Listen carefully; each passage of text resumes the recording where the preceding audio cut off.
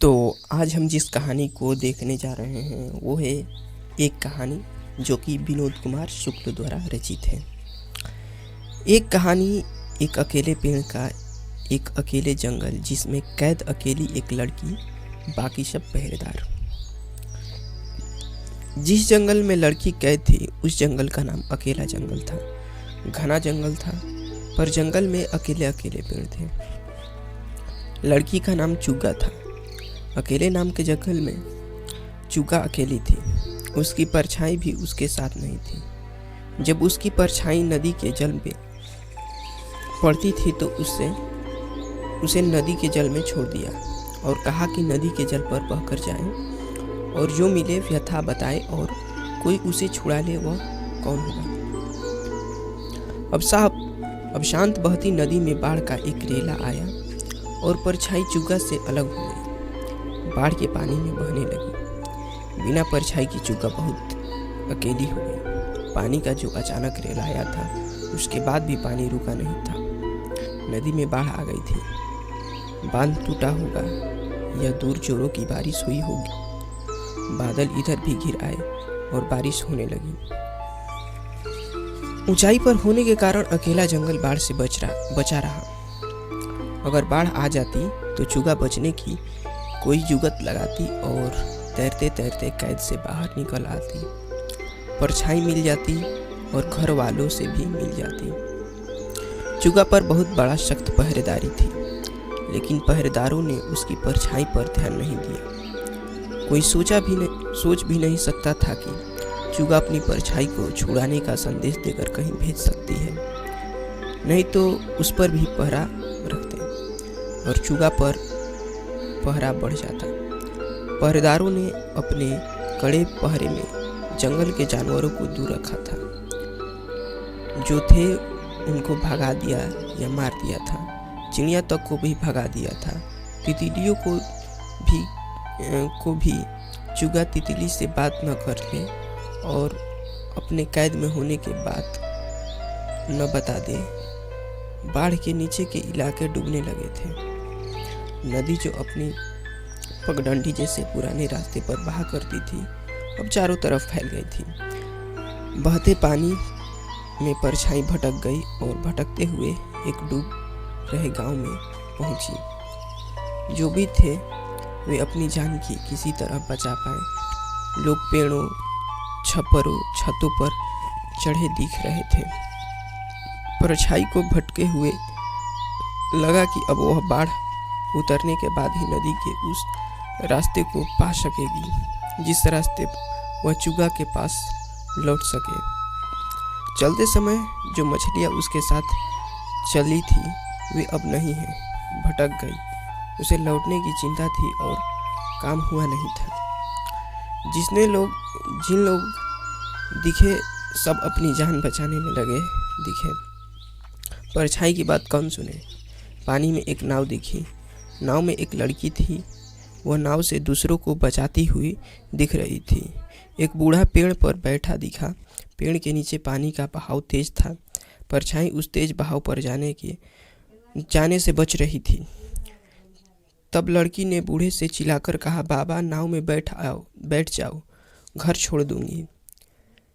मैं अपने घर के आंगन के पेड़ पर बैठा हूँ। घर डूब गया है। देखो डूबा छप्पर दिखाई दे रहा है।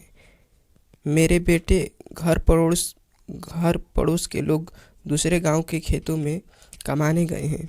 बाढ़ आने के पहले चले गए थे। आज नहीं तो कल पानी उतर जाएगा, बूढ़ा व्यक्ति ने कहा। बूढ़ा किसी सुरक्षित जगह जाने के तैयार नहीं हुआ। लड़की के पास रोटी थी।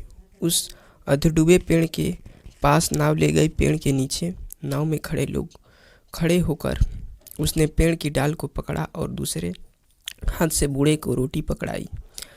बूढ़े ने रोटी ली, उसे ज़रूरत थी। बूढ़ा ने कहा, लोरमी अब तुम जाओ, मैं डाल पर बैठे बैठे बाढ़ उतरने का रास्ता देखूंगा। लगता है घर धंस गया, अब छप्पर नहीं दिख रहा। पानी में धंसने के हलचल दिख रही है। तब नाव थोड़ा डोल गई थी। लौटते समय लोरमी ने एक हिरण के बच्चे को बचाया। नाव में वह खड़ा हो नहीं पा रहा था, बार बार गिर पड़ता था। नाव हिलती डुलती थी, इसलिए भी वह भींगा हुआ थर थर काँप रहा था, शिथिल हो चुका था। पानी के साथ बहती परछाई ने नाव के खेती लड़की को देखा। लोमड़ी ने भी परछाई को देखा। लोमड़ी रखा है, लोमड़ी रख देता, इससे अच्छा होता। परछाई को देखकर पहले उसे शक हुआ कि एक डूबी हुई लड़की है। फिर पास जाने पर आश्चर्य से दिखा कि एक सुंदर लड़की की सुंदर परछाई है। केवल परछाई, और इसकी वह कहाँ है? क्या परछाई वाली लड़की डूब गई? जल के ऊपर परछाई छोड़ कैसे डूबी? परछाई तैर रही है, डूबने वाली लड़की को तैरना नहीं आता होगा। लोमड़ी ने देखा परछाई उसकी तरफ तैरते हुए आ रही है।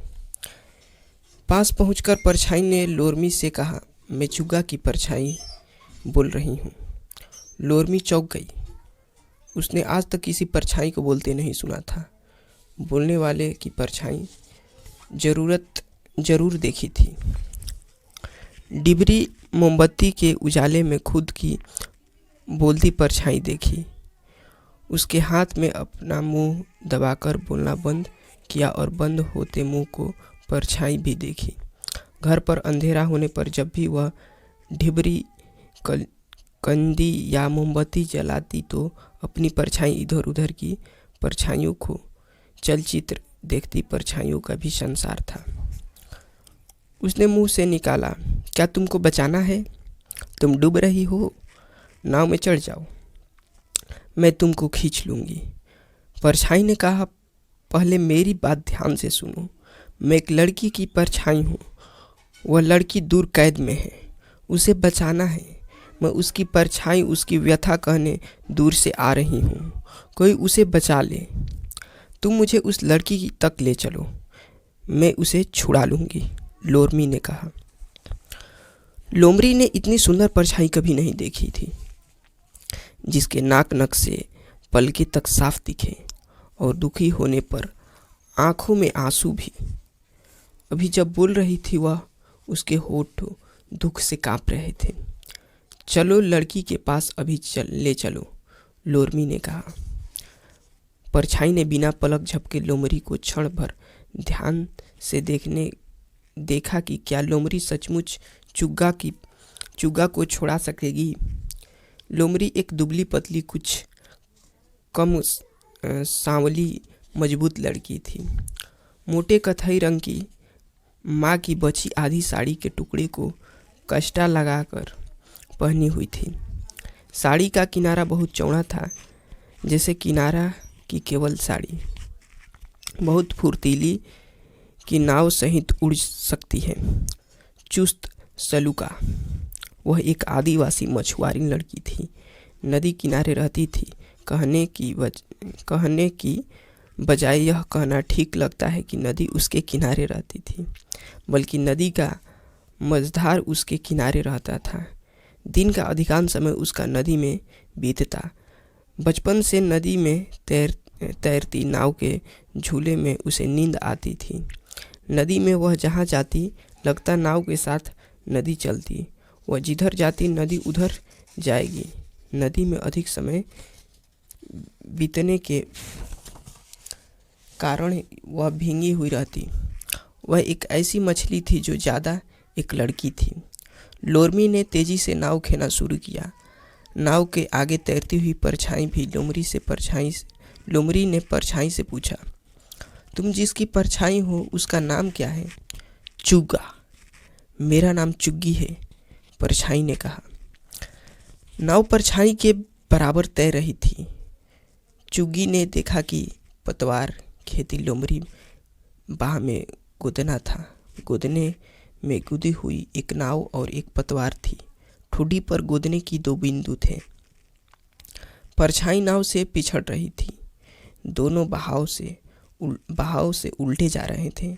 परछाई को तैरते जाने में मुश्किल हो रही थी। लोमड़ी ने कहा, क्या तुम नाव में नहीं बैठ सकती? मैं नाव में तो नहीं बैठ सकती, पर नाव की परछाई में बैठ सकती हूँ। चुग्गी नाव की परछाई पर जैसे सवार हो गई। चुग्गी जो कि परछाई को कहा यहाँ पर कहा जा रहा है, ठीक ना। नाव की परछाई पर चुग्गी परछाई। विपरीत दिशा में नाव ले जाना कठिन होता था। नाव जैसे हाँफने लगी पर लोरमी नहीं। एक हिरणी नदी के किनारे किनारे नाव के साथ दौड़ती दिखी। पहले लोरमी का ध्यान नहीं था। नाव आगे बढ़ जाती तो वह दौड़कर नाव के साथ हो जाती। नाव में हिरणी का बच्चा था। माँ के पास जाने के लिए बच्चा पानी में कूदने की कोशिश करता। हिरणी भी पानी में कूदकर बच्चे के पास जाना चाहती। किनारे के एक जगह देख सुनकर नाव को लोरमी ने किनारे से सटा खड़ा किया। हिरण के बच्चे को गोद में लेकर उतरी और जमीन पर छोड़ दिया। वह शायद छोड़ने से पहले ही कूद गया। परछाई ने कहा, लोरमी जल्दी चलो, देर हो रही है। लोरमी ने भी कहा, हाँ देर हो रही है। विपरीत धारा में नाव कुछ आगे बढ़ती। पतवार चलाने में ताकत लगती। धारा पीछे भी ढकेलती। लोरमी ने धारा से कहा, धारा तुम क्या धीमे बह सकती हो? धारा ने जैसे सुन लिया और वह धीरे धीरे बहने लगी। पतवार चलाना आसान हो गया। लोमड़ी ने धारा से फिर कहा, जैसे आजमाने के लिए कहा, धारा अब तुम जहाँ हमें जाना है बहा ले चलो। एक लड़की कैद में है, उसे छुड़ाना है, कहीं देर न हो जाए। पानी में अचानक हलचल हुई और धारा उलटकर नाव को बहा ले गई। लगता पानी की एक तेज लहर नाव के परछाई को हवा में जैसे बहाकर उड़ाए लिए जा रही है। धारा को इस बात का ध्यान था कि नाव और परछाई सुरक्षित रहें, चट्टानों से टकरा न जाए। दरअसल धारा पर नाव सहित सब सवार थे। लड़की के कैद में होने की जगह पास आ गई। परछाई ने धारा से कहा, धारा धीमे बहो, जहाँ रुकने को कहूँगा रुक जाना। धारा धीरे बहने लगी। परछाई वहाँ की हवा, आकाश और पेड़ों को जानती थी। अकेला जंगल शुरू हो गया था। यहाँ रुकना परछाई से कहा। धारा रुकी तो नाव रुक गई। वे उसी जगह पर थे जहाँ चुग्गा ने परछाई को अपने से अलग किया था। नाव को छुपा दो, मैं तुम्हारी मदद करती, लेकिन मैं परछाई तुम्हारी मदद कैसे करूं? परछाई ने फुसफुसाकर कहा। लोरमी ने कहा, तुम जिसकी परछाई हो उसकी मदद तो कर रही हो। धूप में पेड़ की परछाई से मदद करते हैं।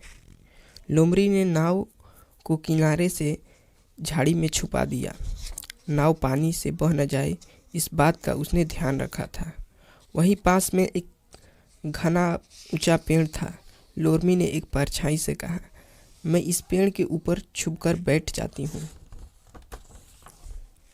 परछाई ने कहा, तुम जल्दी पेड़ पर चढ़ जाओ, चुग्गा के आने का समय हो गया है। नदी के किनारे आने के लिए उसे बाहर निकाला गया है। चुग्गा के पैरों की आहट में मेरे पैरों में कंपन होती है। लोरमी फुर्ती से पेड़ पर चढ़ गई। चारों तरफ सन्नाटा था। एक भी चिड़िया नहीं थी। कम से कम एक चिड़िया तो होनी चाहिए थी। वह अकेली चिड़िया कहला सकती। चट्टानों पर एक अकेला मगर लेटा था, नहीं बैठा था। मगर बैठना लेटने जैसा था। उसके बैठने या खड़े होने की ऊंचाई लेटने की ऊंचाई के बराबर थी। लोरमी जिस ऊंचे पेड़ पर बैठी थी उसकी परछाई नदी पर थी। पेड़ों की परछाई पर चढ़ी हुई लोमड़ी की परछाई नदी में दिख रही थी। लोमड़ी की परछाई के पास चुग्गा की परछाई तैरते हुए आई। परछाई के तैरने से कोई आवाज़ नहीं हुई। सन्नाटा बढ़ गया था। पास आकर चुग्गी ने लोमड़ी की परछाई से पूछा, क्या चुग्गा आते हुए दिख रही है? लोमड़ी ने परछाई से फुसफुसाकर कहा, नहीं। इस पर सन्नाटा और बढ़ गया। क्षण भर बाद चुग्गा ने लोमड़ी की परछाई से कहा, चुग्गा चल पड़ी। उसके साथ पहरेदार भी है। अब तुमको चुग्गा दिखाई देगी। मेरे पैरों पर उसके चलने की कंपन बढ़ गई। लोमड़ी ने कहा, हाँ दिखी, 4 पहरेदार हैं। चुग्गी ने कहा, और पहरेदार होंगे? चुप हो जाओ, पहरेदार पर ध्यान दो। शाम हो गई थी। एकदम सन्नाटा हो गया था। जो मगर दिख रहा था पता नहीं कहाँ चला गया था। न दिखने से उसका पहले का दिखना इतना अविश्वसनीय लगने लगा कि शायद पहले नहीं दिखता था। बिना बादल का आकाश अकेला दिख रहा था। एक नदी अकेली थी, अकेला जंगल में पेड़ों का झुंड, अकेले पेड़ों का झुंड। पहरे में एक लड़की इधर आ रही थी। लोमड़ी सोच रही थी और तैयार थी। लोमड़ी की परछाई ने चुग्गा से कहा, चुग्गा आ रही है, तुमने पहचाना? लोमड़ी की परछाई ने कहा, तुम्हारी जैसी सचमुच की तरह। पहरेदार चुग्गा को नदी के किनारे टहलने देकर इधर उधर पहरा देने फैल गए। चुग्गा नदी के किनारे एक जगह खड़ी हो गई जहाँ वह खड़ी होती थी। उसकी परछाई उसी जगह थी, उसके वहाँ होने से जहाँ पड़ती थी। यह देख चुग्गा जान गई कि उसके स्वतंत्र होने का बेला आ गई है। चुग्गी ने चुग्गा से कहा, स्वतंत्र होने के लिए तैयार रहो, छुड़ाने लोमड़ी आई है। चुग्गा ने कहा, पहरेदार दूर हैं, मुझे क्या करना है? चुग्गी ने कहा, लोमड़ी नाव लाई। तभी लोमड़ी पेड़ से नाव लाई है। तभी लोमड़ी ने पेड़ से बंदर की तरह उतरी, नाव को निकाला, नाव को पतवार का एक झटका लगाया और नाव पहुंच गई वहां जहां चुग्गा नाव को देखते ही नदी में कूद चुकी थी। चुग्गा वहीं कूदी थी जहां उसकी परछाई थी। चुग्गा लोमड़ी की सहायता से नाव में चढ़ गई थी। उन्हें लौटा ले जाने की नदी की धारा तेजी से बह रही थी और पहरेदार जब तक कुछ करते नाव दूर चली गई थी। सब पहरेदारों की आंखों में जाती दिखती हुई नाव तिनके की तरह जैसे पड़ी थी। सब आंख मलते खड़े रह गए थे। जो देखते रहे थे उस पर विश्वास नहीं हुआ। पहरेदारों को केवल अपने ऊपर पहरा देना चाहिए, किसी दूसरे पर नहीं। वे एक तेज धारा में थे। कभी लगता पानी के ऊपर हवा में नाव उड़ते जा रही हो, कभी लगता कि हवा बहने की जगह तेज धारा बह रही है जिस पर नाव है, या दोनों जैसे एक साथ लगता है तेज उड़ रहे हैं और तेज बहते रहे में ठनी थी। दोनों अपनी जगह बदल लेते थे। अकेला जंगल अकेला पीछे रह गया। अब जो जंगल आ रहा था वह जंगल था हरा भरा, जहाँ सब मिल जाते हैं। यह मिल जाने का जंगल था। लोमड़ी ने तेज धारा से कहा, तेज धारा धीमे हो जाओ, रुकने की जगह आ गई है। तो आज की ये थी हमारी कहानी, एक कहानी जो कि कल्पना की एक अद्भुत छटा पेश करती है हम लोगों के सामने। तो आशा करता हूँ ये आपको बहुत मस्त लगी होगी। आज के लिए इतना ही, धन्यवाद।